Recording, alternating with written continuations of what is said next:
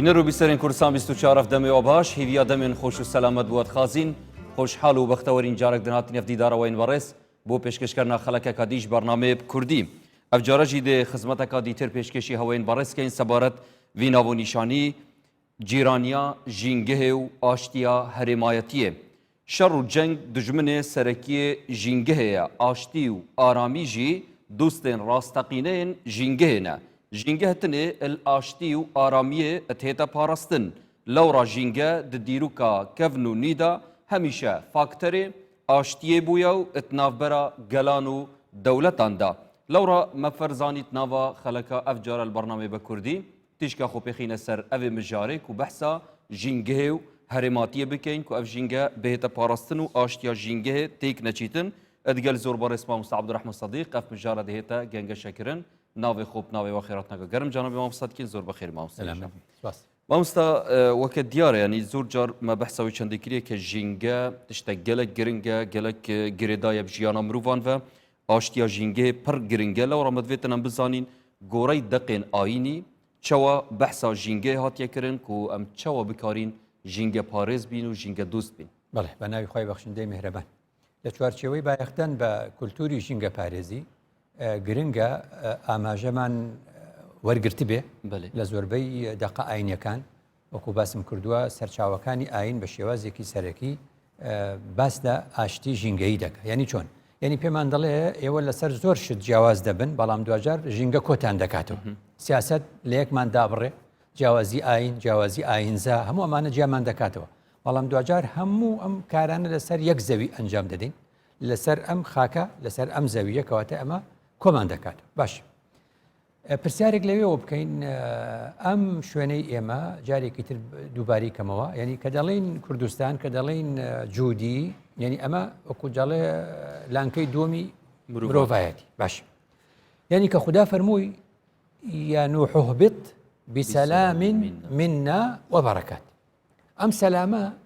ئەی نوح بە ئاشتی لەم خاکەدا دابەزە ڕەنگە پرسیارکەی ئاشتی جۆری زۆرە ئایا ئاشتی خێزانیە ئایا ئاشتی کۆمەڵایەتیە ئایا ئاشتی ئابوووریە ئایا ئاشتی ژینگەیە ئایا ئاشتی سیاسیە هەموو ئەمانە ئەتوانی بیری لێ بکەیتەوە بەس پرسیارێک مەبەستت ئاەتێدا چ تشتە مەبەستم لەوە بوو ئەم ئاشتیە کە خوددا بە نوحی دەدا ئەوێ بە دوایە بچینەوە بە دوایە بچینەوە بزانین بەری تۆفان بەری تۆفان و بەری ئەوەی کە نوح بێتە جوودی لە شوێنێکی دیکە بووە هەندێک دەڵێن باشووری عێراق هەندێک دەڵێن ینی شوێنێک لەو شوێنانە باش ئێمە لە ڕووی چۆن دەڵێ زانستیەوە ڕەنگە نەتوانین ئەو چەند هەزار ساڵە بێنینەوە بەس کەوتت دەقی ئاینی ئێمە ڕوامان بە قورئان هەیە کە تەماشای قورئان دەکەین لەوێەوە تێدەگەین دەبێ بڵێن گرفت و ئاریشە و کێشەی قەومی نوح بەری ئەوەی بێتە جوودی چ بووە بۆچی دێتە جوودی بۆچی خوددا لە جوودی دایدەبەزێنێ یعنی ئاریشە و گرفتەکان لە ئەرزی یەکەم شەکوەلوی کریەک و بهێتە کوردستانی زۆر ڕاستە کەواتە پرسیارەکە ئەوەیە نوح چ دەفەرموێ با بچینەوە بەری ئەوەی بێتە جوودی لەگەڵ قەومەکەی خۆی قەومە خراپەکەی خۆی فقلت استغفروا ربكم إنه كان غفارا يعني استغفار خو پێی نەگوتون يعني يلا دەی تەسبیحی بێنن بەس استغفار بکەن استغفار منهجێکە بەرنامەیەکە وەکو مراجعە پێداچوونەوە زۆر ڕاستە مراجعە و پێداچوونەوە بە خۆداچوونەوە و چاکردنی هەڵەکان پرۆسەیەکە بەردەوام پرۆگرامە بەردەوامیەکی هەیە پرۆسی ئیستیغفار کەواتە پەشیمان بنەوە لەو کارە خراپانەی کردوتانە کەواتە گرفتێکیان هەیە ئەگە پەشیمان بنەوە لەو کارە خراپانەی کە کردوتانە خوددا چیتان بۆکە فقلت استغفروا ربكم إنه كان غفارا يرسل السماء عليكم مدرارا کەواتە مشکلەی بێبارانیان هەبووە ئەو یەکێکە لە گرێدای بە سروشت يرسل السماء عليكم مدرارا ويمددكم بأموال کەواتە ئاریشەی داراییشان هەبووە وبنينا کەواتە گرفتی چۆن دەڵێ دەرامەتە مرۆیی دەرامەتە مرۆییەکان ئەوەی کە نیانە یعنی کێشەیان هەبووە لە کەمیە دەرامەتە مرۆییەکان باشە ويجعل لكم جنات معنای ڕوبەری سەوزاییان کەم بووە جنات بمانای زیادکردنی ڕوبەری سەوزایی ئەویشان مانەی کەم بووە ويجعل لكم أنهارا ڕووبارەکانیشان وشکی کردووە کەواتە بەری ئەوەی تۆفانیش دروست بێت و بەری ئەوە بێت نوح لەگەڵ قەومەکەیدا قەومەکەی لە ئەنجامی لاساریان و پێچەوانەکردنەوەی ڕێنمایەکانی خوددا دش بە ژینگەوەستان هەموو ئەماریشە ژینگەیانە هەبووە بۆیە کە دێتە جوودی بسەلامین بە ئاشتی ژینگەیی دێتە ئێرە و بەرەکاتین هەموو ئەمانە لە کوردستانە لەم شوێنەدا هەیە ئەو دەرامەتکارین بێژین ئەوێ پەیامە ئەوێ ئاتا پیرروس ئەف پەیامەژیت نافدایە ئەگەر ئەم ژینگە دوست نەبین و ژینگە پارێز نەبین جێ ژیانی نامینیتن ڕاستە کەواتە ئەوەی کە ژینگە پیس دەکە مرۆڤەکانن بەلاساری بەلادان لە ڕێنماییەکان لە ئەنجامدا ڕووبارەکان بۆ وشک دەکەن لە ئەنجامدا بۆچی ڕوبەری سەوزایی نامێنێ ئەمە هەمووی لە ئەنجامی خراپ بەکارهێنانی ئەڵێن مەواریدی بیئی یعنی بە کوردی دەرامەتە ژینگەیەکان خراپ بەکاربیێنی ئاوهای لێدی باشە ئێستا دوجار شتێکی تر ئەمە خاڵی یەکەم کاتە ئەم خاڵی یەکەمە پێمان دەڵێ ئەو ئەرزش کە نوح دێتە سەری ئەم جوودیە و ئەم کوردستانە دەبێت خەڵکی ئەم ناوچەیە کە جوودی سنتەرێتی کوردستانە و ئێرانە و تورکایە و سووریایە و عێراق و ئەم ناوچەیە بەگشتی دەبێت ئەوە بزانن ئەمە لە پای لاساری و لادان لە ڕێنمایە ژینگەیەکان بۆ خوددا ئێرەی پێبەخشیون ئەگەر ئێرەش تێک بدەین چی ئەبێ گۆرباچۆف آخر سەرۆکی یەکێتی سۆڤێتی جاران کتێبێکی هەبوو بەناوی پرۆستۆرۆیکا دوجاریش کەوازی لە سەرۆکایەتی هێنا و ئیتحادی سۆڤێتی و یەکێتی سۆڤێت هەڵوەشایەوە لە بەرامبەر ئەوەدا چوو چی دروست کرد ڕێکخراوێکی جیهانی دروست کرد وتی لە جیهاندا ڕێکخراوێکەیە بەناوی خاچی سووری نێودەوڵەتی ئەو چی دروست کرد ڕێکخراوی خاچی سەوزی نێودەوڵەتی چۆن هیلالی ئەحمەرمانەیە بۆ ژینگە چۆن کەواتە ئێمە هیلالی ئەحمەرمانەیە پێویستیمان بە هیلالی ئەخضەرێکی شەیە مانگی سوورمان هەیە بێ مانگی کەسک و مانگی سەوزیشمانە بێ ئەو ڕێکخراوە کەواتە سەرۆکایەتی وڵاتێکی گەورەی وەک یەکێتی سۆڤێتی بەجێهێشت دوجار چوون ڕێکخراوێکی دروست کرد بە ناوی ڕێکخراوی خاچی سەوزینە چی دەڵێ لە کتێبی پرۆستۆرۆیکا دەڵێ تکایە ئاگادار بن دەست بگرن بە دارامەتە ژینگەیەکانەوە جارێکی دی خدا سەفینەی نوح و نوحمان بۆ نانێرێتەوە ئەوە دەڵێ لە کتێبەکەیدا لە کتێبی پرۆستۆرۆیکا توبینی پەیاماوی سەرگرت بیت ناوە جیهانە نەخێر ئێستا بۆچی سەری نەگرت ئێستا پێدام ئاەتێکی تر لە قورئاندا هەیە ئەوەی کا خدا باسی داودمان بۆ دەکات سەلامی خۆی لەسەر خدا دەفەرمێ وإن كثيرا من الخلطاء ليبغي بعضهم على بعض إلا الذين آمنوا وعملوا الصالحات بەڵام چی وقليل ما هم زۆر کەمن پرسیارێ بکە هەموو تەفسیرەکان دەخوێنیتەوە دەڵێ خولەتا چییە ئەڵە شورەکاء تا ئێرە قبوڵە بەس قورئان وردە يعني خۆ خدا دەیتوانی بفەرمێ وإن كثيرا من الشركاء ليبغي بعضهم على بعض بەڵام فەرمووی وإن كثيرا من الخلطاء کە دەچی مەوسوعەی فقهی ئیسلامی دەخوێنیتەوە دەڵێ خولەتا چییە و شورەکا چییە دەڵێ شورەکا ئەوانن کە هاوبەشن لە شتێکدا بەڵام عەقدیان لە بینی خۆیان نووسیوە لەبەرەوە گرفتیان بۆ دروست نابێ چونکە بە پێی عەقدەکە بە پێی ئەو نووسینەی کە نووسیویانە کار دەکەن بەشی من ئەوەندێ بەشی تۆ ئەوەندێ بەڵام ئەڵێ خولەتا چییە ئەڵێ لە مەوسوعەی فقهیە ئەڵێ الخەڵط شراكة قبل العقد ئەڵێ خەڵت یعنی چی خەڵت بە معنای ئەوە شتێکی هەڕەمەکی ئەڵێ شەریکیە کە بەبێ عقد یعنی هەر بەڵێن هەر بە قسە شەریکایەتیەک بەبێ نووسین بۆیە لە کوردەواری خۆمانە ئەبینی ئێستا چ گرفتێک هەیە لە ناو کۆمەڵگەی کوردەواری بێم دوورکەمەوە لە باسەکە بۆچی گرفت هەیە یەکە کوژن لەبەرەوەی هەمووی ئەڵێ پارەمان تێکەڵی یەک کردو ئەڵێ کاکە شتێکتان نووسیوە ئەڵێنەوەڵە ئەڵێ کاکەەوە نزیکەی 9 ملیار دۆلارمان لە ئێرانە تاجیرەکانی کوردستان ئەڵێ باشە بۆ بداوتانە ئەڵێ وەڵا هەروە ئەڵێ نووسین هەیە ئەڵێ نا ئەو إن كثيرا من الخلطاء ئەوە خولەتاء کەواتە جۆرێک لە شەریکایەتیە کەواتە ئێستا دنیا بۆ تێک چووە لەبەرەوە تێک چووە ئێمە شوڕەکانین خولەتائین یعنی چی یعنی بەبێ عەقد و پەیمان ئێستا دەڵێ ئێران تۆ بۆچی ئاوت لە عێراق گرتوتەوە ئەوە ئاوێکی نێودەوڵەتیە و بۆ شێوازە دەڵێ من و عێراق هیچ نووسراوێکمان لە بەینا نییە لەسەر ئەو 20 تا 40 ڕووبارە وردانەی کەوا لە ئێران و ڕوو لە عێراق دەکا لە کوردستانەوە هەتا بەسرە دەڵێ هیچمان نەنووسیوە دەڵێ تورکیا تۆ بۆچی بەم شێوازە مامەڵە دەکەی لەگەڵ سنوورەکانی عێراقا دەڵێ ئێمە شتێکی نووسراومان نییە لە بینی ئێمە ئەوانە لەسەر دیجلا کە ڕێک کەوت بێتین حسەی ئەو چەنە و حسەی ئەو چەنە وەکو بینی نێوان میسر و سوودان و چۆن دەڵێ ئەثیوبیا هەیە بۆ نمونە يعني ئەگەر ئەم بەحسە وڵاتین ئەقلیمی بکەین بژنێ ئەوانە نینە وەکو بژنێ نووسراوەکە ڕسمی نییە کە ئەف چەندە بێتە پاراستن بەڵام وڵاتی دنیاە یت پێشکەفتی هەفتشتە هەنە بەڵێ هەموو ئەو ڕووبارانی کە پێ دەڵێن ڕووباری هاوبەش پێڵێن لە منبع یعنی لە شوێنی هەڵقوڵانەکەیەوە کە دێت هەتا دەچێتە خوارە و دەڕوا بە چەند وڵاتدا بەشیان کردووە ئێستا بۆ نمونە کە ڕووباری نیل لە ئەثیوبیاوە حەبەشەی جاران لەوێەوە کە هەڵدەخڵێ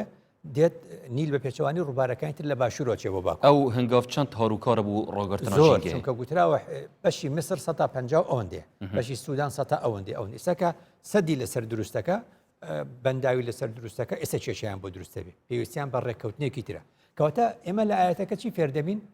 هەتا ئەو ڕۆژەی ئێمە خولەتا بین شۆڕەکە نەبین هەتا ئەو ڕۆژەی بەدەم پەیمان نامەمۆرکەین هیچ سوودی نەدەبێت بە نووسرا ئەو شتەمۆرکی بەڵام پرسیارێکی تریش بکە بڵێ خۆ دراوسەکانی ئێمە ئێستا ئێران و تورکیان خۆ وڵاتێکی مسلمانن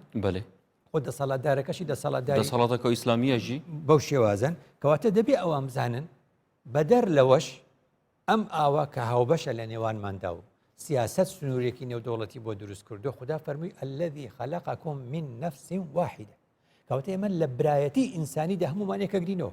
ئێوە خۆ برایەتی ئاینیشی هاتە سەر ئەوە دوو کەواتە ئێمە ئەگە لە برایەتی نەتەوەی لەگەڵ تورک و فارسا یەک نەگرینەوە لە برایەتی ئاینی و لە برایەتی ئینسانیدا یەک دەگرینەوە کەواتە دەبێت ئەو بیرە بکەنەوە کەوا ئەم چۆن ئەبێ مەسەلەن دێمە سەری دوجار بە دوور درێژتر بە داتا کە چ زیانێکمان ئێمە لێ دەکەوێت کەواتە ئەگە بە قسەی پێغەمبەر بکەن هەموو ئەم خەڵکە پێغەمبەر درودی خوای لەسەر فەرمووی الناس شوڕەکاء ئەمجا نەیوت خۆڵەتا پێغەمبەر وا نافەرمێت چونکە پێغەمبەر دەزانێت شوڕەکە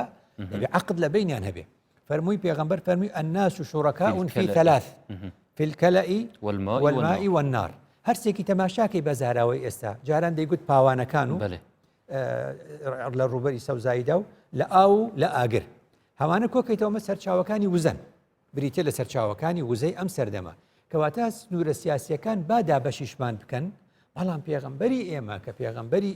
ئێرانیشە و کە پێغەمبەری تورکیاشە و پێغەمبەری کوردستان و هەموو دنیا و جیهانیشە پێمان دەفەرمێت کە ئەمە ئەبێت ئێوە هاوبەش بن تایدا شۆڕەکە ئەبن عەقد لە نێوان خۆتانە بنووسن بۆ ئەوەی تووشی ئاریشە و گرفت نەبن بەێ ئەگەر ئەم سەحکەینە مرۆڤێن سەرەتایی مامۆستاک پێشی ئەدیان بهێنێت هەبوونێدا مرۆڤێن سەرەتایی زۆر کڕنوش بۆ سروشتی دبەر بۆ ژینگەهێت بەر بخاتڕەوەیەکی کە خێر و بێرت خول سەر قەتع نەکەتن غەزەبە خول سەر نەبارینیتن ئەری چەند یا گرنگە مرۆڤێ مۆدێرنژی هەمان هەست بەرامبەر سروشتیا بیت نەبمانە کڕنوشێ و عیبادەتکردنێ بەڵام مانە هەستەکە بەرز بەرامبەر سروشتیا بیتن ئەوەی کەکە لەو زاراوانی دەبێت ڕاستی کەینەوە ینی زاراوەیەک هەیە ئێمە ئەوەی کە ژینگە دۆست بێ ژینگە ناس بێ زۆری پێ ناخۆشە جوێ لەو زاراوەیە دەبێت بەێ دەوترێ بە عەرەبی الصراع مع الطبيعة یا بە کوردی دەڵێن ململانێ لەگە سروشدا ئێمە نابێ ململانێ بکەین لەگە سروشدا سروش دوژمنمان نییە تا ململانی لەگەڵا بکەین صراع لەگەڵ طبیعەتە نییە خدا فەرمووی الذي جعل لكم الأرض ذلولا فامشوا في مناكبها خدا ئەگەر خدا نەبووایە ئیرادەی خدا نەبووە ئێوە ئەو ئەرزەتان چۆن بەکارهێنا خدا دەفەرمێ خدا ئەو ئەرزەی بۆ ساکارکردن بەو شێوازەی کە بتوانن سوودی لەبەرگن لەسەری بژێن کەواتە پێویستیمان بە ئاشت بوونەوە هەیە لەگەڵ ژینگەدا نەکشەر لەگەڵ ژینگە کەواتە ئەم ڕاستە خۆ بچنە سەروی چەندی بزانین بنەمایەن ئاشتیە چنێت ناوبەرا مرۆڤ و سروشتیدا یەکەم شت ژینگە بۆ مرۆڤ دروست کراوە شتێک بۆ کەسێ دروست کرابێ دەبێ بیپارێزێ ئێمە لە حەدیثێکی قودسیە زانایان زۆر جار دەیجێڕنەوە لە مانگی مەولودا و بۆ ذاتی پێغەمبەر بەڵێن خدا لە حەدیثی قودسی دەفەرمێ لەولاکە لەما خەلەقت الأفلاک یعنی ئەگەر تۆ نەبوویتایە ئەی محەممەد من ئەم هەموو بوونەوەرم دروست ناکرد ئەم ژینگەیە مامۆستا بەدیع زەمان سەعیدی کوردی دەڵێ ئەمە چمانە هەیە ئەڵێ ئەوە مانەیە هەوەیە خدا محەممەدی کردووە بەنیۆنەری هەموو مرۆڤایەتی نەک یعنی مەبەستی هەر ذاتی محەممەد ئاڵێ پێغەمبەری کردووە بەنیۆنەری هەموو مرۆڤایەتی وەک پەیامێک ئەی محەممەد تۆ وەکو نوێنەری مرۆڤایەتی ئەم ئەرزە لەبەر خاتری تۆ ئێوەی مرۆڤ دروست کراوە ئەوەش یەکەگرێتەوە لەگەڵ ئاەتەکەی قورئان والأرض وضعها للأنام ئەم ئەرزە خدا دروستی کرد بۆ مرۆڤەکان کەواتە وەختێ زانیت ئەم خانووە بۆ تۆ دروست کراوە دەی پارێزی دەڵێن هەندێک جار قسەیەکی وا هەیە هەمووی وانە دەڵێن خانوو مەدە بەکرێ کرێکی وێرانی دەکە طبعاً ئەمە وا هاتووە زۆری نەی وا بووە بەڵام کرێکی باشیش زۆرە بەڵام بە گشتێکی بۆ دەڵێن کرێکی خانوو وێران دەکە ئەڵێن لەبەرەوەی خۆی نییە کەواتە هەر ئەو کاتەی مرۆڤ لەم ئەرزەدا خۆی بە کرێکی بزانێ وێرانی دەکە ئەوانە ژینگە دۆستن کە ئەم بوونەوەرە بە مڵکی خۆیان دەزانن چونکە دەڵێ خدا وای فەرموو خدا فەرمی والأرض وضعها للأنام مادام ئەمە خەڵاتی خدایە خدا پێی بەخشیوین خدا داوێت ئێمە دوو خدا ناوینە ئەمانەت ئەرێ کاتێک چێر دەستپاک و ڕاستگۆیە ئەو کەسەی کە ئەمانەتی لەلادا بنیت و بیپارێزێ ئەم ئەرزە خدا بە ئەمانەت داوێتێت دەستی ئێمە چۆن بە تەسلیمی نەوەکانی داهاتوویکەین دەبێت پاکتر ئێستا ئێمە هاتینە سەر ژینگەیەک باو باپیرانمان بەم شێوە تەسلیمی ئێمەیان کرد پاک بوو ئێمە خەریکە ژینگە پیس دەکەین جابزانە ئێمە تەسلیمی نەوەکانی دوای خۆمانی دەکەین بە پیسی شتێکی پێدەوترێن نەفرەتی نەوەکان ئەو کاتە نەوەکان بە زمانی حەڵ نەفرەتمان لێکن ئەڵێم زانە چ ژینگەیەکان تەسلیمی ئێمە کرد خاڵی سێم کە لە قورئاندا بۆچی دەفەرمێ وەلا توسریفو ئیسراف مەکەن زانی ئیسرافمانەیە چێ لە ڕووی ژینگەیی شتێکە ئەمڕۆ ناوێن ناوە قەرزی ژینگەیی قەرز یعنی چی یعنی ئەم ژینگەیە کە خوددا دروستی کرد و ئەوڵ تا ئەخیرش تا زۆری ببەرەوەمەوە کەس نازانێ قیامەتکەیە کە کەس نازانێ قیامەتکەیە ئەم ئەرزە ئەم بوونەوەرە ئەم ژینگەیە هێشتا هی مڵکی نەوەکانی داهاتووشە ئێمە کە دەین زیاد لە حەد نەوت دەرەهێنین ئێمە کە دەین زیاد لە حەد ئاو بەکاردێنین کە زیاد لە ڕادە ئێمە دەرامەتەکان و وزەکانی سروشت بەکاردێنین چیمان کردووە کە ئەنەه بەشی نەوەکانی داهاتوومان هێز بردووە بۆ ئێستا کە ئەنەه قەرزمان لێ کردوون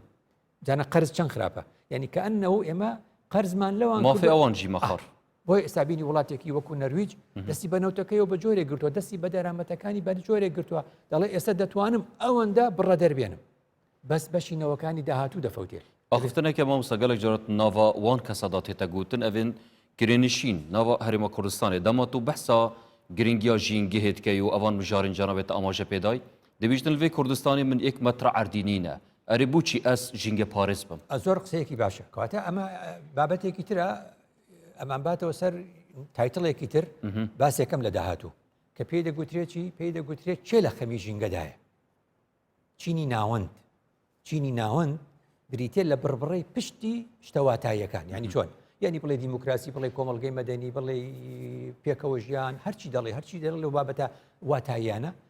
چینی ناوەند دەتوانێت ئەو کارە بکات دەڵێن دەوڵەمەند زۆر لە خەمی ژینگە نییە هەر لە خەمی ئەوەیەکەوە قازان چکە هەژار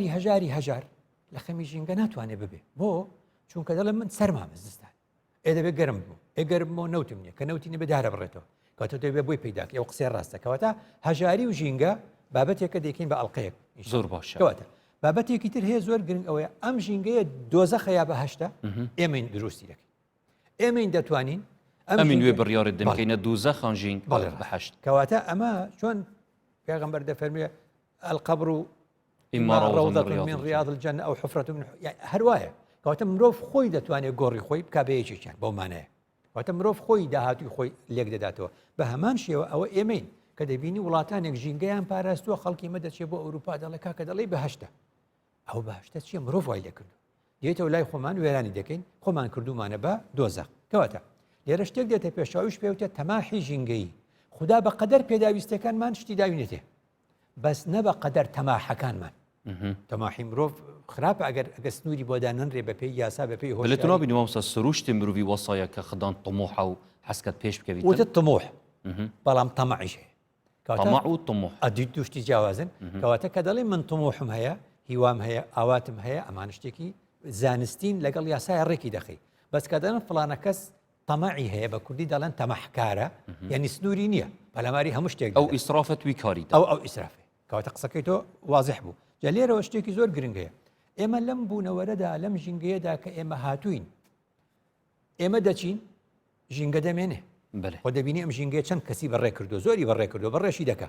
کەواتە ئەم ژینگەیە دەمێنێ و ئێمە دەڕۆین ماڵ دەمێنێ و میوان دەڕوە کەواتە ئێمە میوانین لێرە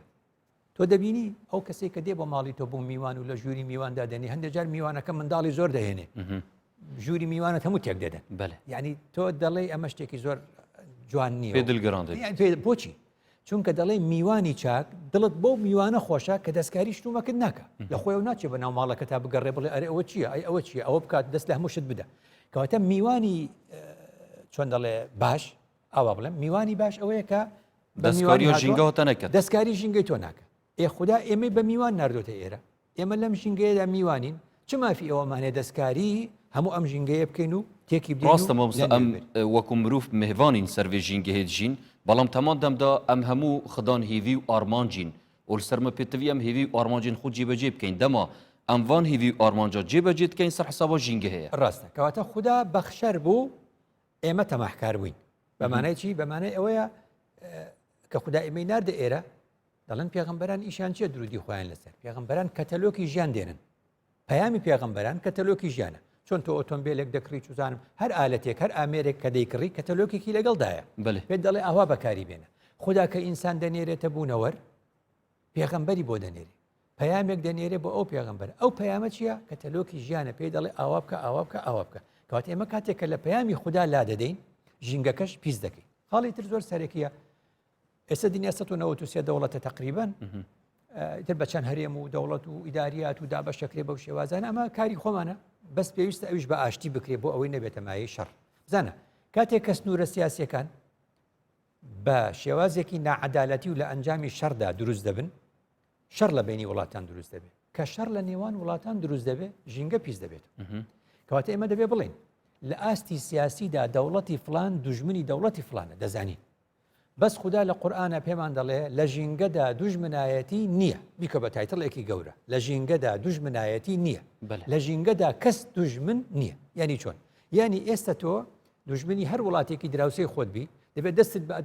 ئاسمانە و دەست بە دوعاوی بڵێ خوددایە هەوای وڵاتەکەی تەنیشتم پیس نەبێت بۆ واتە ئەگەر ژینگە یا خاوێن بیت هەمی سوودمەندن ئەگەر یا خراپژی بیتە هەمی زەڕەرمەندن چۆن کاتێک کە ڕووبارێک لە وڵاتێکی تر و دەڵێ جا من نەقم ئەو ڕووبارە دێ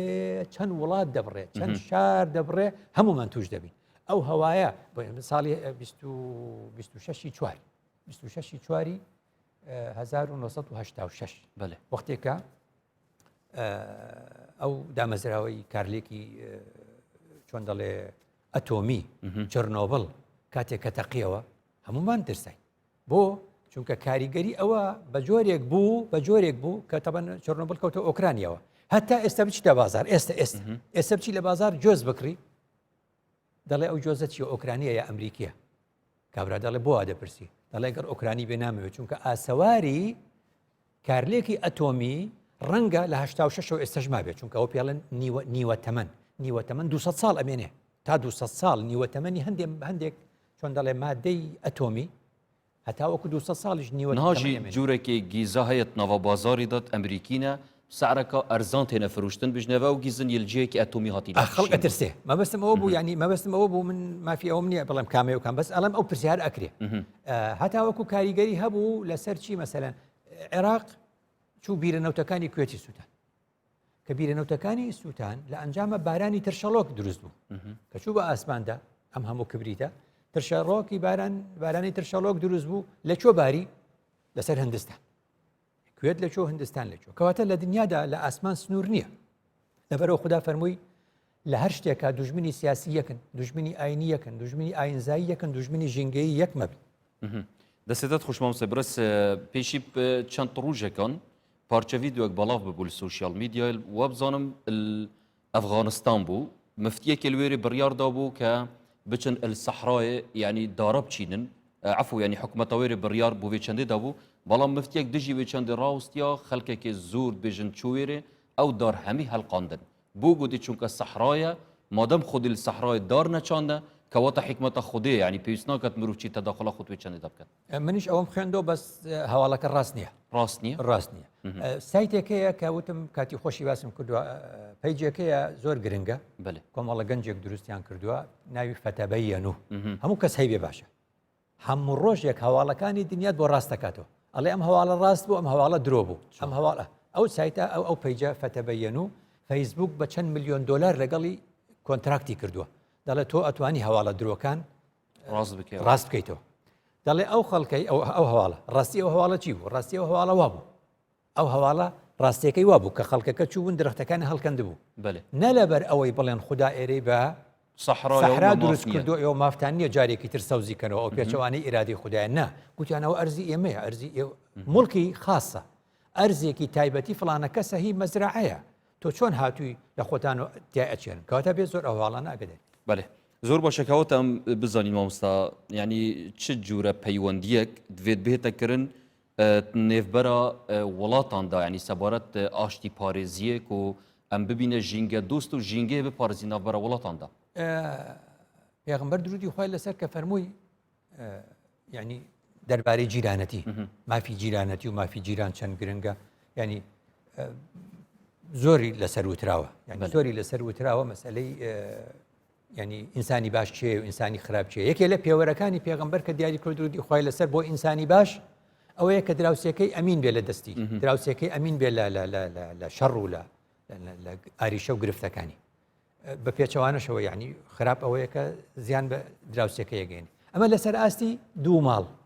بەڵام ئەمە دراوسێتی عشیرەتیشمانە دراوسێتی گوندیشمانەیە گوندێک دراوسەی گوندێکی ترە ئەبێ دژی یەکتر نەوەستن ئەبێ زیان بە یەکتر نەگەێنن ئێمە دراوسێتی شارمان هەیە شارێک لەگەڵ شارێکی دیکە جاری وایە گرفت دروستەکەن بۆ یەکتر ئێمە دراوسێتی وڵاتیشمان هەیە وانە کەواتە بەم شێوازانە بۆمان دەرەکەوێت ئێمە لەسەر یەک خاک دەژین کە گەورەی دەکەینەوە ئێمە هەمومان دراوسەی ژینگەی یەکترین دراوسەی ژینگەی گرنگە بزانین ڕێکارین وێن چنە چاو ئەوە دەهێتە پاراستن بڕۆنە تقریبا 6 ساڵ لەمە و بەرنامەیەکم کرد لەسەر دەریاچەی ورمێ من وەکو ژینگە دۆستێک زۆرم پێ ناخۆشە کە بینیم دەریاچەی ورمێ ڕوو لە وشک بوونەکە دەریاچەی ورمێ لە ئێرانە ڕۆژئاوای ئێران دراوسەی ئێمەیە کە دەریاچەی ورمێ ڕوو لە وشک بوون ئەکات ئەوەی کە زانیمان بە پێی داتاکان دەریاچەی ورمێ بۆچی ئێمە خەممان بوو بۆچی وەکۆڵە دوعامان دەکرد خۆیان دەریاچەی ورمێ وشک نەبێ چونکە دەریاچەی ورمێ ئەگەر وشک ببوایە بە کامیلی هەر هەمووی دەبوو بەخوێ ڕادەی یا با بڵێم بڕی ئەو خوێی کە دروست دەبوو لە ئەنجامی وشک بوونی تەواوەتی دەریاچەی ورمێ 8 ملیار تەنە ئەم ژمارەیە 8 ملیار یعنی بلیۆن 8 ملیار تەن خوێ تەقدیریان کرد UNEP ژینگە ئەم 8 ملیار تەن خوێ ئەگەر بابی با چی لێدێ گوتیان وڵاتێکی وەکو سویسرا کە 40,000 کیلۆمەتری چوارگۆشەیە داپۆشێ کەواتە وڵاتێکی وەک هۆڵنداش داپۆشێ هەموو هەرێمی کوردستانیش کە 49,000 کیلۆمەتر چوارگۆشەیە هەرێمی کوردستانیش داپۆشێ نزیکەی 6 تا 8 شار ئەتوانێت داپۆشێ ئەمە کارەساتە یان نە مە کارەساتە کەواتە ئێمە لە خەمی ئەوە دابوون خوددایە ئەو دەریاچەیە وشک نەبێ ئیدی بارانەکەی ساڵی 2010 بوو بارانە زۆرەکەی کەەوە 30 ساڵ بوو بارانی وانە باری بوو دەریاچەکەی پڕ کردەوە دەریاچەکەی ڕزگار کرد دەریاچەکەی ڕزگار کرد ئێستا دەریاچەکە ڕزگاری بووە لەوە بەڵام ئێستا چیمان هەیە ئێمە لەم کاتە ناخۆشە لەم کاتە هاوینە ئەبین ئێستا ئێران ڕووباری سیروان و ڕووباری زەی بچووکی گرتوۆتەوە تاوای لێدێ لە چرکەیەکە 2 مەتر سێجا خەریکە ئەو بێ ینی سفر آخر لەم کاتەیە لەم مانگی محەڕەمە یعنی بەڕاستی دراوسەتی ژینگەی وە ئەخوازێ هەر ئەم کارەش بکەی لە کاتێکی تردا بیکە نە لە ئێستا شتێک پاڵ دەرەوەە مامۆستا و بکارن بێ بڕیارەوە دەڵێ ئاومان کەمە یا دەڵێم ئاوی خۆمانە لە کاتێکدا ئەم ئاوە ئاوێکی مشتەرەکی پێڵێن ئاوی هاوبەشی پێ دەڵێن الكلأ والماء ئەوە فەرمودەکەی پێغەمبەر درودی خوای لەسەر ئێمە هاوبەشین تایدا ئەگەر لە ڕووی یاسایی شەو شتێکمان نەنووسی بێ خۆ لە ڕووی ئینسانیەوە ناکرێت تۆ سفری کەیتۆ بەجاری چونکە وەختێک کە تۆ سفری دەکەیتەوە بزانە ئێستا چەند زیان بە کشت و کاڵ گەیشتووە چەند زیان لە دیوی ئێمە بە ماسیەکان گەیشتووە چەند زیان بە سروشت و بە ژینگەی ئێمە دەگە مانە هەمووی لە ڕووی ئاینی و گوناهە لە ڕووی یاساییەوە هەمووی ئەمانە پێچەوانەی یاسان حاڵەتەنە دەما مستام وەکو هەریمە کوردستانی دەما وڵاتێکی وەکو ئیرانی ئاوێکت گرتەوە و تەسیر ئەلمەتکەتن ئەری ڕۆڵێمە چ بیتن ئەم وەکو هەرێم بەڵێ ناتوانین چونکە ئاو لە چوارچەوەی دەوڵەتایە کە پێوترێ عێراق ئێمەش بەشێکین لە عێراق تا ئێستا بەس وەزارەتی سەرچاوە ئاویەکانی عێراق بەیان نامەیەکی دەرکردووە دەڵێ ئەمە پێچەوانەی یاسای و ناوێ شتێکی لەم جۆرە هەبێت و کەواتە عێراق ئێمە دەبێت چی بڵێن وە کوردستان دەڵێن دەبێت عێراق لەگەڵ ئێراندا وەکو دوو دەوڵەت دابنیشن چارەسەری ئەم بابەتانە بکەن هەر ئەمە نییە هەر سیروان لا ئێمە سیروان و زەی بچووکە تا خوارەوە دەڕووی تاگەیتە بەسڕەش زۆر گرفتی ئاریشەی دیکە هەیە کە دەبێت چارەسەر بکرێت جامە مەستم ئەوە بزانە وڵاتێک ئاوەکە بەی خۆی دەزانێت کە دەیگرێتەوە گرفتمەوە دروستەوێت کەواتە لێرەمە چی بکەین ئێمە یان بزانە ئێمە نەبە شەڕ دەتوانین لەگەڵ ئێراندا شەڕ بکەین نە عێراق دەتوانێت شەڕی ئێران بکە نە کوردستانیش دەتوانێت کەواتە چیمان ماوە ڕێگە ئاشتی دەتوانین بڵێن ئێمە لە ئاینایەکین برایەتی ئاینیمان هەیە برایەتی ئینسانیمان هەیە برایەتی ژینگەیمان هەیە برایەتی ژینگەی دۆستایەتی ژینگەی چونکە ئەم زیانەی کە بەر ئێمە دەکەوێت لە زاکیرەی نەوەکانی ئێمەدا دەمێنێتەوە دەڵێن بە هاوی بە مانجی محەڕەم ئێران ئاوی لێگرتوینەوە من چی بە نەوەکانی داهاتوو بڵێم کە باسی برایەتی ئیسلامیان لەگەڵاکەم کە باسی برایەتی ئینسانیان لەگەڵدا دەکەم نەوەکانی داهاتوو ئەم پرسیارە دەکەن ئەمە دەپرسن وەرەوە سەر مەسەلەن دراوسەکەی ترمان تورکیا تورکیا مەسەلەن بەنداوێکی دروستکرۆ بە ناوی بەنداوی ئەلیسۆ ئەم بەنداوی ئەلیسۆیە نزیکەی 200 گوندی کردو بەژێرەوە ئەمە هەمووی ڕابردووە یعنی تۆ ئێستاکە لە دنیادا وا باوە بەنداو شتێکی باشە دروستیکەی بەڵام جیهان دەڵێ بەنداوی مامناوەند و بچووک دروستکەن دە بەنداوی بچووک دروستکە باشترە لە بەنداوێکی گەورە چکە بەنداوی گەورە زیانەکانی زۆر ئێستا دێمەسەری بەنداوی گەورە بێتە مایە ئەوەی کە ئەوە جارێ هەر بەنداوی ئەلیسۆی تورکیا ئەوە 200 گوندی کورە بەژێر ئەوە ئەو حەسەن کێف و 12,000 ساڵ شارستانیەت هەیە لە حەسەن کێف شارێکی وەک 12,000 ساڵ شارستانیەت گشتێکە بەژێرە ئەمە چی ئەمە هەمووی شارستانیەت و ئەمە هەمووی بەڵێ ڕووی عقلیەتە دەوڵەتداریە تەماشا بکەی ڕەنگە بە وڵاتێکی وەکو تورکیا بەهاناوان ئەوە بیتن کە ئەم وڵاتێکی ڤی ڕەنگەی پێز و زۆر و ئەم پێتەوی وا بەنداوێت مەزنین باش دەڵێ کە بەنداوی ئاوا دروست کرد وەکو ئەم بەنداوە گەورەی ئەلیسۆ زیانەگەێنێ بە ئەهوارەکانی عێراق چونکە ڕووباری دیجلە ئاوی کەمە بێت ئەو ئەهوارانەی عێراق کە بیانەکان دەڵێن ئەوە جەنەتی عەدەن بووە و دەڵێن ئەوە ئادەم لەوێ دابەزیوە و ئەوە لە سەردەمی ئیبراهیمەوە مەسەلەن سەلامی خوای لەسەر 4,000 ساڵ شارستانێتێکی ترتووەکەی بەژێر 13 شار لەسەر دیجلەیە لە تورکیاوە کە دا ئەبەزیات تا ئەگەیتە بەسڕە 13 شار لەسەر دیجلەیە هەموو زیانیان پێکەوێ دێ ئەڵێ من خاکی خۆمە و ئاوی خۆمە و بەنداوێکی ئاوها گەورە دروست دەکەم بەنداوی ئاوە گەورە دروست دەکەی بەنداوی ئاوە گەورە دروست دەکەی اینجا بزانە زیانەکانی چییە بۆ تۆ کاتێک کە بەنداوی ئەوە ئێستا تورکیا لە چی دەترسێ لە بوومەلەرزە لە زەلزەلەیەک دەترسن ئێستا پێشبینی ئەوە دەکرێت تورکیا تووشی زەلزەلەیەک بێ بۆچی دەڵێن ئاوێک ڕووبارێک کە بە ڕێگەی خۆیدا دەڕوا بە شێوازی سروشتی هیچ مشکلی نییە بەس وەختێ تۆ بەنداوێکی زۆر زۆر زۆر گەورەی لە پێشدا دروست دەکەی چی دەبێ کۆ دەبێتەوە تەوازن عەردی چڕی ئاو یەکسانە بە یەک کە چڕی ئاو یەکسان بوو بە یەک بارستە لەسەر قەبارە کەواتە بارستە و قەبارەی بە قەدەرێکە بە چ قەبارەیەک تۆ کۆت کردوتەوە بە هەمان بارستە فشار و پاڵە پەستۆ لەسەر زەوی دروست دەکە ئەوە پێشی بەنداوەکە نەبووە ئەم هەموو ملیارەها چۆن دەڵێ مەترسیەجا ئاوا کە لەسەر ئەم خاکە دەبێت چی دەکا هاوسەنگی خاکەکە تێکەچێ لە ئەنجامە ئەو چینەکانی ژێرەوەی خاک دەکەونە لەرزە بە جۆرە لە جۆرەکان بۆیە تورکیا چاوەڕێی بوومە لەرزەیەک دەکات بە تایبەت لە ئەستەمبولیشە جا لەبەرەوە مەبەستم چی بوو شتێکی تر دەڵێ کە تۆ ڕووبار دەڕوا کە تۆ بەنداوی یەکجار گەورە لە دروست کرد پشتی بەنداوەکە چەند ئاوێکی هێمنی ساف دروست دەبێت دەبێتە شۆن و مۆڵگەی مێشولە چونکە مێشولە بە دوای ئاوێکی مەنگ و هادی ئەدا دەگەڕێ یەک دوو ئەو ڕووبارە کە دێت لەگەڵ خۆیدا وردەچە و زیخ و بەرد ئێنێ لە نێوان ئەو وردەچە و بەرد و زیخانەیە ماسیەکان گەرادانن ماسیەکان زیاد دەکەن وەختی تۆ بەنداوێکی یەکجار گەورەیە دروست دەکەی هەر ئاوەکەت نەگرتوتەوە هەموو وردە زیخ و بەردەکانیشت گرتوتەوە ئەو ئاوەی کە دەیکەیتەوە فڕێ دەدەی ڕووباری پێشی بەنداوەکە زیخ و بەرد و شتەکانی نامێنێت چینەکان کە نەیمە ماسیەکان شوێنێکان نامێنێ بۆ دانانی گەرە دەبینی چۆنە یعنی هەموو ئەمانە اینجا ئەف سەرپێچین جەنابێت تاماژە پێدا چێت وڵاتین دەوروبەرێت مەبن یانجی ناف مەبخوژیدا ئەف تشتە هەبن ئەوە دەرئەنجامێ نەدیڕاستکردناوانە یانجی وان تشتە هەمیات زانن و بەلێ بەرچە فۆرناگرن ئەوەی کە گوت تەمع کەواتە ئەمە تەمەعە کە بەرچاوی ئینسان ڕەش دەکا دەڵێ من شەڕی داهات و شەڕی ئاوە بە ئاوێکی زۆر کۆکمە بەڵام خوان نەکا بەنداوێک ئمە لە بەنداوی مووسڵە ترسان کە ئێستش عیلاجی دەکەن بەنداوی مووسڵ دەوروبەری ناوەڕاستی هێشتاکان تەواو بوو بەڵام چونکە پێشەوە ژێرەوەی تەبەقەیەکی چپسیە پێویستی بە چۆنەڵێ بەردەوام شەحنکردنەوە هەیە بە تێکردنەوەی مەواد هەیە جەمەستمەوە بوو ئەترسای ئەگەر بەنداوی مووسڵ بڕوخێ و بێتە ڕوخان ئەو کاتە بێ هەتا بەسرا ئەو بیبە ئێگەر بەنداوی ئەلیسۆ ڕوخا ڕۆژە ڕۆژان بە بوو بەلەرزەیە کەواتە چ زیانێک لەم ناوچەیە دەکەوێت کەواتە مەسەلەیەکی تر بۆ ژینگە و پاوانەکان ساڵی 2010 بابەتێکم نووسی لەگەڵ سەرەتای تۆپبارانەکانی ئێران بۆ ناوچە سنوورەکان لە ڕووی سیاسیەوە تۆپبارانەکانی تورکیاش بۆ ناوچە سنوورەکان بابەتێکم نووسی لە 2010 مانگی حەوت تەمووزی 2010 ینی بەری 10 ساڵ نووسیم تۆپبارە زیانە ژینگەییەکانی تۆپبارانەکانی ئێران و تورکیا چییە؟ زیانی ژینگەی یەکجار زۆری هەیە جا بڕوانە چ ئەوەی بە هەڵی خۆمان هەندێک جار پاوانەکان و دارستانەکانمان دەسووتێنین هەڵی خۆمان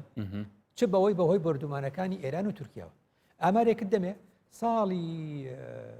2010 بە کۆی هەموو 2010 بە کۆی 2010 چ بە خەتای خۆمان و چ بە بۆ تۆپبارانکردنەکانی ئێران و تورکیا 184,000 دۆنم پاوان و ڕووبەری سەوزاییمان سووتە 184,000 2019 کە تەواو بۆ ڕۆشت و ئێستا 2020 لانیە 2019 پێ دەڵێن بەێ لە 2019 ئەو ڕوبەرەی کەوا سوتاوە چ بە تۆپبارانەکانی هەردوو لاو چ بە هەڵەکانی خۆشمانەوەی کۆکەیتەوە 1,030,000 دۆنممان سووتا زانە لە ماوەی 10 ساڵە لە 184,000 دۆنم سوتاوە گەشتە 1,030,000 دۆنم کەواتە 5 ئەوەندە ئەمە چی پڕێکات چه هەوڵێک هەیە بۆ ئەمە چۆن ئەبێ کەواتە بزانە شەڕ چ گرفتێکمان بە دروستەکە جا ئاسەواری ئەمە ئەچێتەوە سەر ئەو وڵاتانە جارێکی تر چونکە ژینگە سنوور نازانێت مامۆستا سەدەمی جەنابێت ئەوژە پێدای بە خودی مرۆڤ یەوان شتانت کەتن بەل هەندێک جار خودی سروشتی ژیت بیتە دوژمنی خۆ بۆ نمونە گەلێک جار بریسێک دیلجیەیەکی دەتن زیلزالێک ئەف شتێت ڤیرانگەی کە دەستی مرۆڤان تێدا نەبیت ئەvە ژی جارێک دن بخونا بیتە دوژمنی خۆ سروشت قسەیەکی جوانە کە باس لە پیسکردنی ژینگە دەکرێت خۆی ڕاستیەکەی ناوترێت پیسبوونی ژینگە چونکە ژینگە قەت خۆی پیس ناکە تێکچوونی ژینگە ناوە پیسکردنی ژینگە پیسکردنی مرۆڤ دەیکە تەفعیلە یعنی مرۆڤ کارەکە بۆیە لە ئەنجامی ئەوەدا دەڵێن هەموو ئەوەی لە نێو سروشت خۆیدا ڕوودەدا هاوسەنگیە یعنی ئەوەی کە لە نێو سروشتا ڕوئەدا بە ئیرادەی خوددا یعنی بوومە لەرزەیەک لە شوێنێک ئەفۆن ببوورە بورکانێک لە شوێنێکی دیکەدا ئەمانەی کە بە سروشتی ڕوئەدەن ئەمانە چۆن دەڵێ تەوازنی ژینگە ڕادەگرێت ئەوەی دەستی مرۆڤی تێدا نەبێ هاوسەنگی ڕادەگرێت ئەوەی دەستی مرۆڤی تێدا بێ هیچ پێشبینی بۆ نەکراوە ئەوە جانەبێت بێژی سەر بنەماکێ زانستی بێژی یان ژیوە کەل سەنگاندن ئەمە لە چواری ئامادەیی لە دەرسی زیندەزانی خوێندوو دەڵێن بۆ ئەوەی ژینگەی ڕاستەقینە بدۆزیتەوە لە ژینگەی ڕاستەقینە دیراسە بکەی ساڵی 1970 چواری ئامادەیی بووم ئەمە ما خوێندووە دەڵێ دەبێ بچینە ئەو ژینگەیە بۆ دیراسەکردنی بەری ئەوەی دەستی ئینسانی پێگەشت بێ دەستی ئینسان بگاتە هەر شوێنێک تێکی دەدا ظهر الفساد في البر والبحر بما كسبت أيدي الناس دەسێتات خوشماوسێ بەڕست مە بەحسا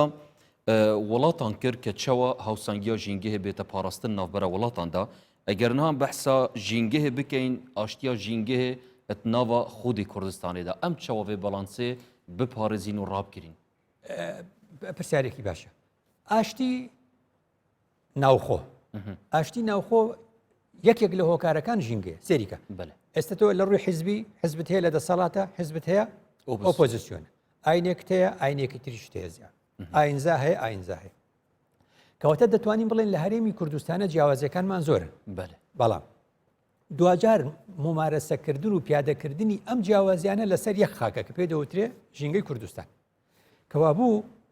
پرسیار لێرە ئەوەیە وەکو گوتمان لە ژینگەدا دوژمن نییە لە ژینگەدا ئۆپۆزیسیۆن بوون و دەسەڵات نییە یعنی تۆ بچۆ نێو پەرلەمان لە نێو پەرلەماندا فراکسیۆنی ئۆپۆزیسیۆنی و فراکسیۆنی دەسەڵاتێ دەسەڵات ینی ئەوەی لە حکوومەت وانە یعنی خوانەکە ژینگە و هەوای ناو هۆڵی پەرلەمان پیس بێ هەموو زەڕ ینی ئەگەڕێ بە دوایەکی ئۆپۆزیسیۆنە وڵی خەتای ئێوە نیو بڵێ دەسەڵات هەبێ هەمویان لە خەمی پاکڕاگررتنی هەوای نێو هۆڵی پەرلەمان بن ئەی لە دەرێ خۆپشاندان مافی خۆت هەتا چۆن بە پێی یاسا بۆ خۆپشاندان بەس کە خۆپشاندانت کرد ئەبێ بڵێ ئەم خاکە کە دێم تایە ئەسووتێنم و ئەم تایە لێرە ئەسووتێ دووکەڵەکەی ئەڕوا بۆ شوێنێکی دوور دان ئەمرێک و بە ساڵات شوێک هەڵی ئەمژێ و مرد ڕوئەدا دەنگە نەفەسە بێ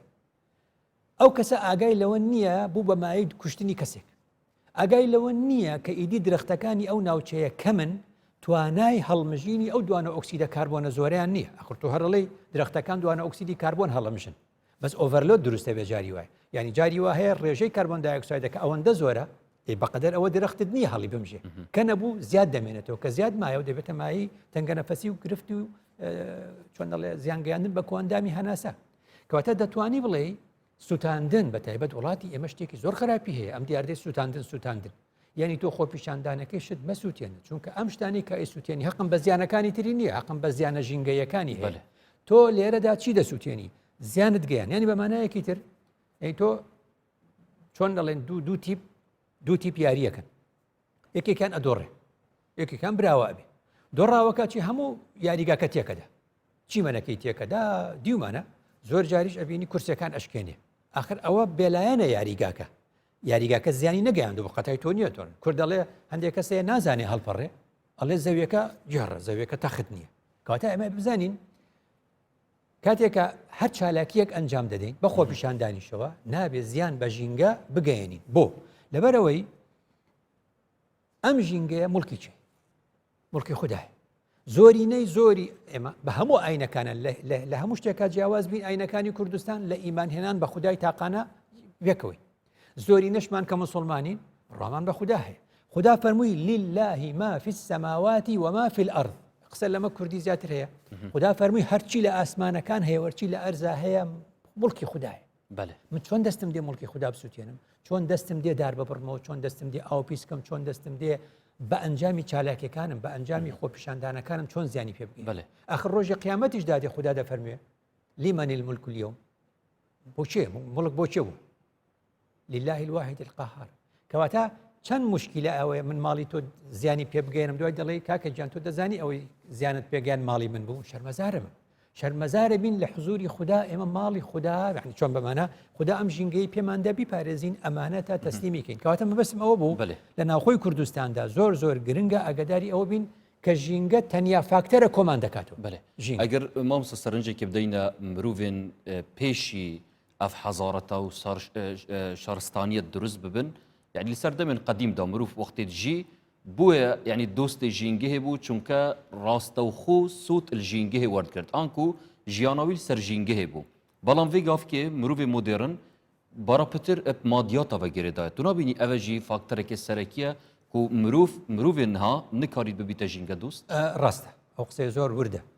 ڕاستیشە بۆچی چونکە لەبەرەوەی جاران خەڵک یەکسەر چۆن دەڵێ ئەوروپیەکان کە دێنە کوردستان حەزیان لە خواردنی ئێمەیە ئەڵەن ئێوە یەکسەر لە جێڵگەکەوە یەکسەر دێتەوە ناو ماڵەکەتان بۆ مەتبەخەکە خۆماڵیوەکەم ئەوان دەڵێن بە چەند قۆناغێک ڕۆیشتۆ ئێمە لە مارکێتێکەوە دەیکڕین ئەو قۆناغانەمان نەبینیوە ئەو گەنمە چۆنە دوورێتەوە چۆن ئیشی لەسەرەکرێت چەند خەڵک پێوەی ماندوو دەبێت چۆن دەکرێت بە ئارد و چۆن دەکرێت بە هەویر و چۆن دێت و چۆن دێ ئەوانەمان نەبینیوە وەکو جارە باسی پرۆسس و پرۆداکتم کەواتە ئەو قسەی ڕاستە کەواتە بۆیە کاری ئێمە ئەوەیە بۆچی لە بەرنامەی حکوومەت یاریێمی کوردستان لە مادەی دەیەم باس لە خزمەت گوزاریەکان دەکاتێتە سەر باسی ژینگە خاڵی یەکەم دەڵێت چی بکەن کولتوری ژینگە پارێزی بڵاوکەنەوە کە بەرنامەی ئێمەش بەشێکە لەو کارە کولتوری ژینگە پارێزی کاتی کە بۆی ڕوون دەکەیتەوە ورد دەچینەوە دواوە تەماشا دەکەین ئێمە ئینتەرنێتمانێ ئێمە پێویستیمان بە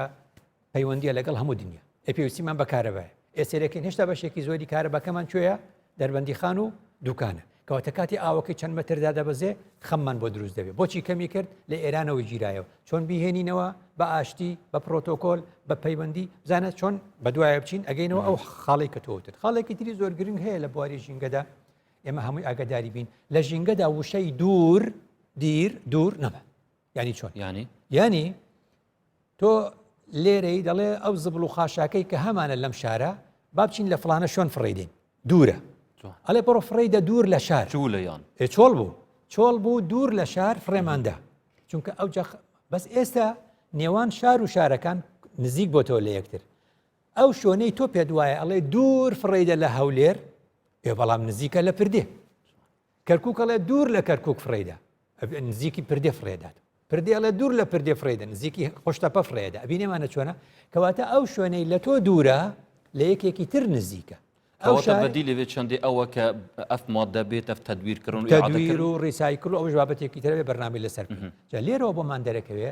چۆن جیرانەکان زیان بە یەکە گەیەنن دراوسەکان زبڵ و خاشاکەکە خۆی ئەباتە دوور لە ماڵی خۆی بەڵام نزیک ماڵەکەی تۆ یەخاتەوە ئێوە خراپە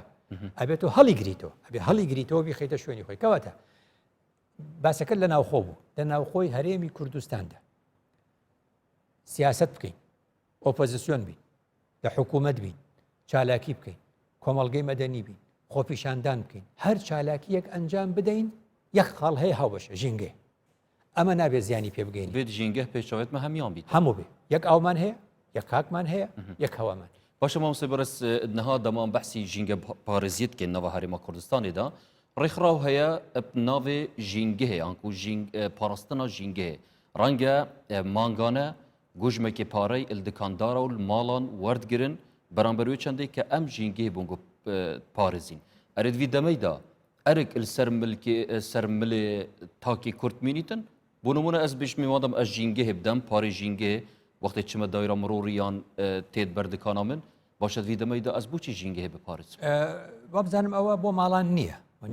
نەماندیوە لە ماڵان بارە پتر دکانە دوکانەکانیش خۆیان ینی کوشڵە بەو ئیشە کۆڵە و کۆنتراکتێکە کردویانە لەگەڵ من نەزم بۆ ئیشی شارەوانیە بەس مەبەستمەوە بوو ئەوە بەردەمی دوکانەکەی پاکەکاتەوە بە هەمان شێوە بە بەشێک بەشداری تێکە بەڵام تۆ پرسیارێکی تر بکە لێرە پرسیارێکی تر لێرە بە هەمان شێوە یعنی ئێمە گرنگە بزانین هەموو شتێک باجی خۆی هەیە بەڵام زۆریش گرنگە من لەگەڵ ئەوەم هەمیشە دەڵێم ینی ئێمە بەری ئەوەی هاوڵاتیەکی هەژار محاسبە بکەین لەسەر ژینگە پیسکردن بێ خاوەنی کۆمپانیا گەورەکان ئەخرەزای چۆنە یعنی بەمانە یعنی ڕەنگە هەژارێک ڕەنگە ینی چزانم ئینسانێکی تاک وەکو تاک بەڵێ پێچەوانەیە ینی ژینگەی پیس کردووە بە زۆری پێخۆشە ئەگەر بینی تۆ لە پرۆژە گەورەکانەوە دەستت پێکرد وانە ئەو پرۆژانی کە گەوران ئەو پرۆژانی کە گەورن و ژینگە پیس دەکەن کاتێک تۆ لە گەورەکەەوە دەست پێ دەکەیت و لەوەی کە زۆرتر ژینگە پیس دەکات دەست پێ دەکەی اینجا بەرەو خواردەی چی دەبێ خەڵک پێ خۆشە بەس کاتی ئەگەر خەڵک هەست کا تۆ گەورەکانت بەجێ هێشتووە کۆمپانیا گەورەکانت بەجێ هێشتووە و کارگە گەورەکانت بەجێ هێشتووە و قسە لەگەڵ ئەواندا ناکەی قسە لەگەڵ خوارەوە دەکەی گرفتە بۆیە قسەیەکی جوان هەیە دەڵێن چاکسازی پاکسازی هەموو ئەم کارانە وەکو پاکردنەوەی قادرمەکانی ماڵە دایکمان زیاترکە ئەمەی فێرەکردین ینی قادرمەکان لەکوێوە پاک دەکرێتەوە لەسەرەوە ناک لە خوارەوە لە سەری سەرەوە کاتە لە هەموو دنیادا کاتێک کە تۆ تەماشاکەی کارگەیەکەیە تەماشاکەی کۆمپانیایەکەیە بە شێوازێکی زۆر ناڕەوا ژینگە پیس دەکات دەبێت ئەمە بێتە سزادان مامەڵی لەگەڵا بکرێ ئەمە باجی گەورەتری خەیتە سەر کەسێک دارستانێکە سووتێنێ فەرقی هەیە لەگەڵ ئەوەی تەنیادارێکی بڕیۆتەوە لە هەموو شتێکا بێ ئاگاداری عەدالەت بی بەڵێ ئەگەر سەر ئاستی تاکی بەحەز بکەین مامۆستای بەڕێز بۆ نمونە بێگەوێت پڕۆژێن سەکەنی ستیەکانی شارین کوردستانê ئەوە هەی ینی کە مانگانە بژنێ خەدەماتە بدەی ئێکیشوان خەدەمەتە مەسەلا ژینگە هەیە ئەریش ڕووی مۆرالی و ئەخلاقیڤە چەند یا گرنگێک و سەرڕەوێ چەندی ئەسپاری خوژی دەم یە ژینگە هەیە بەلێ ئەس هەر ژینگەهەیە پیس ژینەکەم بەڵێ گرنگە چونکە ئەوە وەکو ئەموش چۆن ئێمە لانی پێغەمبەر فەرمووی المسلمون عند شروطهم ینی ئینسان لەگەڵ ئەو مەرجەیەکە ئەیکە ئێستا من لەگەڵ تۆ هیچ بڵێن کۆنتراکتێک نووسراوێکمان نەبێ لە شتێکە نیمانە بەس کە نووسیمان بەبێ غەدرکردن کە ڕازی بووین پێی ئیترێ بێت جێبەجێکین ئەو شوێنانە کە کۆنتراکتەکەن لەگەڵ ئەو شوێنە بەڵام دیارە ینی ئەوش جارێکی تر ئیشی من نییە بەڵام هەر تۆ پرسیارت کرد بەێ ینی وابزانم لە ڕێگەی شوێنی خۆیەوە ئەو نرخی ئەو خەدەماتیانەشیان دابەزان ینی کەمیان کردەوە تا ڕادەیەکی زۆر باش کەمیان کردەوە ئەوە بابەتێکە ینی زۆر باش کەواتە شێوازێکی گشتی مامۆستاکەر کوتە ئەخفتن جەنابێتە سەبارەت بێ چەندێ ببێژیتن ئەم وەکو هەفوڵاتی کوردستانê ئەم چەوەدەی کارین مە هەستێکی بەرز مۆراڵێکا باش مە هەبیتن کو ئەم ببینە مرۆڤێکی ژینگە دۆست و ژینگە پارێز ئەوەی خۆم توانی وە بیکەم ئەوە دەتوانم بڵێم بۆ ئەوەی نەبینە لیمە تەقولونە ما لا تەفعلون ئەوەی خۆم پێم کرا ئەوەی خۆم پێم کراوە کاتێککە ژینگەم ناسیوە لە 85 تا ئێستا ئەم ژینگەیەم بە مڵکی خوددا زانیوە ئەم ژینگەیەم بە مڵکی خوددا زانی خۆم بە شەرمەزارە زانم ژینگە پیسکەم وتوم ئەمە مڵکی خوددایە و ئەمە ئەمانەتی خوددای و ئێمە میوانین لێرە ئەم هەستا کە بۆ زۆرینەی ئێمە باوەڕدارین شتێکی زۆر سەرەکیە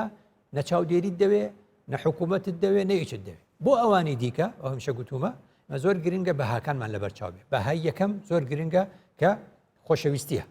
خۆشەویستی بۆ ئەم ژینگەیە بەهای دووەم ئەوەیە کە لە ڕاستیدا هۆشیاری بێ هۆشیاریمان هەبێ ئەم ژینگەیە ئەگە دەستی لێبین هاوسەنگەکەی تێکدەین چی ڕوودەدا دەبێ ئاگاداری ئەوەش بین بەهای سێم بریتە لە ئاشتی لەگەڵ ژینگەدا ئاشت بینەوە نەململالی لەگەڵا بکەین بەهای چوارم یاسا بەهای چوارم یاش ساخ و سەلامەت ئینشاڵڵا مامۆستای بەڕێز زۆر سپاس بوو جەنابێتە بوو پێشکەشکردنەوان هەموو ئامۆژگاریە سەبارە ژینگە پارێزیە بینەر و بیسەرین بەڕێز وی ئاوای دەهینە دومایاوێ خەڵەکێ و زۆر سپاس بۆ هەوێن بەڕێژی کە هین بەشدار بوون گەلمەت بینەریەدا هیڤە ماوەشیاویتن پەیامێکێ بگەینەوەین بەڕێز و ئەم هەموو ببینە ژینگە دوست و